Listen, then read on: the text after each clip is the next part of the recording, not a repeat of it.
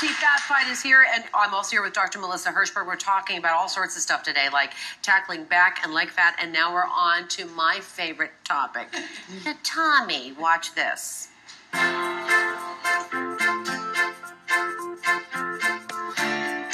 Does this sound familiar? You eat right. You work out.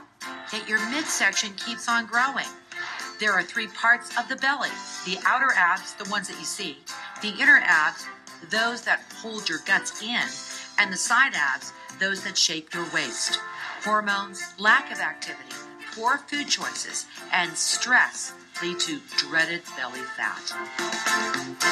My least favorite body part is my post-baby tummy. My tummy, yeah, definitely. My stomach. My, love handles area. The lower abdomen. It can be toned up a little bit. It's harder to look good in a bikini. It doesn't fit into anything anymore. Sometimes pants, even if they're not tight everywhere else, they're kind of tight there. When you're doing ab exercises, you can get a little definition, like a little two-pack at the top, but the lower always has a little bit of a punch. I try and work on it as much as I can, but sometimes when you're in bathing suit, you don't always feel comfortable. It's tough to lose the weight as you get older, and no matter what you try and do, you still eat all that junk food that you love, so it doesn't go away.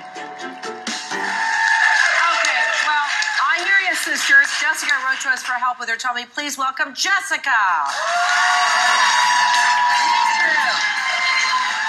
I'm on your team on this one. I'm on your team. Nice to meet you. You know Dr. Melissa Hershberg. Okay. Hi. New mom, right? Yeah. Talk to us a little bit more about your situation. Well, I just recently had a baby. What did you have? I have a little girl. Congratulations. Thank you. Congratulations. And so? Yes. And it's just now, since then, I seem to have developed a little bit of side here, a little extra in the front. Right. And especially in the summer, it's just a little more difficult to dress, and I'm finding it hard to get back into. How long ago did you have your baby? 8 months. Okay, all right. Because, some people can fast track it, some people can't. So I want you to be nice to yourself about that first, okay? Yes. Okay, be nice to yourself. So what do you say, doctor? Okay, so people that tend to gain weight around their midsection have what we call, an apple body shape. So the limbs tend to be nice and long and lean, and then this is the tummy's, the trouble area. So there's a couple reasons for this. Number one, again, insulin resistance. I mentioned it earlier when I talked about back fat, but people that tend to gain weight around their midsection tend to be a little bit more insulin resistant, meaning they don't tolerate carbs as well. So when you eat those high glycemic index carbs, like the sweets and the breads and the crackers and the foods you tend to eat when you have a little baby running around, you can put on weight in that midsection. Like that. Right, just like that. Testosterone, which is the male hormone, tends to encourage fat storage around the abdomen, whereas estrogen protects against it. So men tend to get these bellies, whereas women tend to store weight on the lower body. But that's not always the case. So postmenopausal, when our estrogen levels go lower, we can store weight on the abdomen. And also with breastfeeding, your estrogen levels are lower, so that can sometimes encourage you to store the fat on the abdomen. And then cortisol, which is the stress hormone. When we're stressed out and not sleeping and running around like after a baby, again, that's going to set the stage for gaining more weight. It's like a magnet. Cortisol is like a magnet. Come on, bring it on, bring it on, bring it on, and it sits there, right? Now, there's dangers to tummy fat. Yes. So unlike the subcutaneous fat of the lower body that I spoke on earlier, tummy fat is more harmful because it surrounds our internal organs. And it's what we call visceral fat. And it's metabolically active in that it produces hormones and inflammatory markers, and it's associated with increased risk for heart disease, stroke, diabetes. And actually, studies have shown that the larger your abdominal circumference, your risk for death from any cause is actually increased. So it's more dangerous. Okay, foods. Talk to us about calorie intake. We know to stay away from those high carbs. So more protein in our diet, more greens, vegetables. Totally. And this is something I think is interesting too. So you want to stay away from the high GI carbs, which we talked about. But another thing people don't realize is portions, portions, portions. Because if you're eating a large portion, even of healthy foods, this can also spike insulin and lead you to gain weight. So even if you're eating healthy things, you have to watch your portions. So it's better to do lots of small meals as opposed to a big meal at one time. Like 3 big meals a day, like a little snacking throughout the day. We're really, really sensitive to even good food. So we have to be very, very careful. Exactly. All right. Exactly. Thank you, Melissa. Come on over here. Let's talk to some Okay, Jessica. Okay, there are a lot of exercises to combat this? You're going to give us two really good ones. Yeah, two really good ones for her core. Yeah. Okay. So the first one I'm going to say is a plank, which is my go-to. Whatever you do, if you're trying to battle the tummy, don't do crunches. They're really not effective, No, and you actually recruit very little. Right. So with the first exercise I'm going to do, we're going to recruit all 3 layers of those abdominal muscles. The deepest one's right behind here, which you can't see, which are called your transverse, your obliques that come across here, and then your rectus abdominis on top. Okay. So it's called a plank. So what she's going to do is she's going to go down on her knees right here. Yeah. Yeah. Get over here. Yeah. She's going to walk forward, and I want you to come down on your elbows. Okay.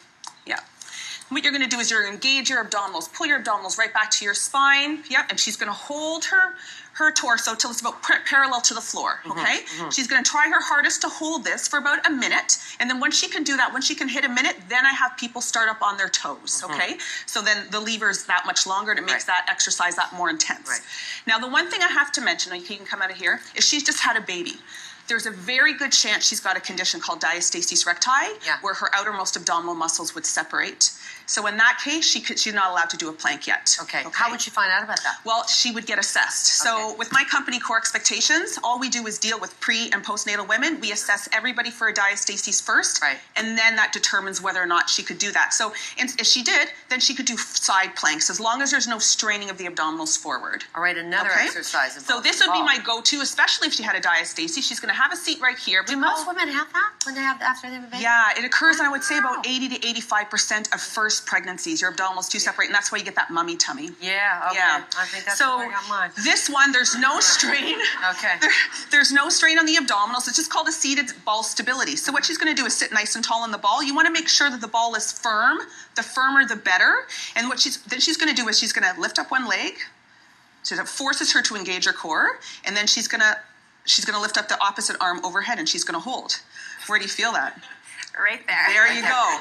And that's working. Play to the camera. Play to the camera. Yeah, and that's working. That transverse that's behind your recti here, right, that you cannot see, it automatically engages. Okay, and so that's why the firmer the ball, the more engagement happens. Now, when inside. you start shaking like that when you're doing something, that tells you are engaging. Yeah, you are engaging. Okay. So there you go. There's two very good ones. You have to come with me. Thanks, Samantha. You're welcome. Claudia. Okay, Claudia. When you're talking to her, you're talking to me. So I don't know. Let's talk about fashion. All I heard was don't do crunches. Don't do crunches. Amazing. That's right. That's right. All right. So listen, my girlfriends and I talk about this all the time. We think, what is worse, the pooch down below, which is what I suffer from, or the one that kind of, I'm sure there's a technical term for it, starts here, ends here, full the whole way down. Right. It doesn't matter. You look good from the front no matter what. It's when you turn sideways that you're like, I gotta fix this. Right. So I brought options for both. Okay. The first one. The Bridget Jones panties. I think you're familiar with these. The mummy panties. Those are mummy panties. Yes. Yeah. So these are the infamous Bridget Jones panties. Awesome. They are. Oh, that's good. They've got a panel in there. Yeah, exactly. So they're really going to suck you in. These are the panty briefs. They're going to do the trick. They hit you right at the waist, and that's that. That's going to take care of your pooch, okay? Yeah. If you're suffering from the other option, that is a fuller tummy, I recommend these other war undergarments. Yeah. Again, the panty, but these ones go all the way up, and believe it or not, they will suck you in a full size. It's secure. Feel these things. Feels good. Try to pull them. Good. Okay. It's like a slingshot. Good. But they're amazing. It's good. But once you have them on, you never want to take them off again. Yes, I've been wearing them since this morning, and I haven't breathed since 10 a.m. You look good, though. Thanks. I don't see any problem there. All right, let's talk about fashion. Okay, so the first thing I want to talk about is don't be afraid to layer, because I know that sometimes people think when you're layering, you're creating bulk and you're making yourself look bigger and all that. Don't think that way. There's ways to do it that are really going to enhance everything that works for you, and that really is your best feature. I opted for this really cute cargo vest. The reason why I love this, first of all, it's kind of edgy and cool and young. Everything's from Forever 21. They have an amazing plus size collection as well. But it has this drawstring at the waist that's really going to help you cinch in that waist and define, again, proportions, define that waist that might not be so defined. Okay. All right? Opt for loose, flowy tops. Tunics are great. Marilyn, we love tunics, right? Every day I wear a tunic. There's a reason. You know, that's what you do. This So one's it's comfortable, awesome. too. Yeah, exactly. Comfortable. It's Right. pretty, and this is just a basic black one. It hits you in the exact right spot. You're nice and tall, so you can pull it off. So we want to look for something also that hits you kind of right here and not below. That's going And to I love the V on that too. That's Exactly. great body. And then we're Right. going to pair it up with a nice dark pair of jeans. You're going to look fabulous. Now, here's what I want to say to you. Okay, like we talked about somebody wearing flare pants at the very Yes. start, you know. What you're doing is kind of a narrow pant because you're flared up at the top and Exactly. you're going to go narrow on the bottom. Exactly. I cannot wait to see what you're going to look like. You want to take all these clothes and get Let's go changed? shopping. You okay? Yes. Did we let you speak at all? Good. Just Do you have at the anything to very add? Yeah? No, I'm Okay.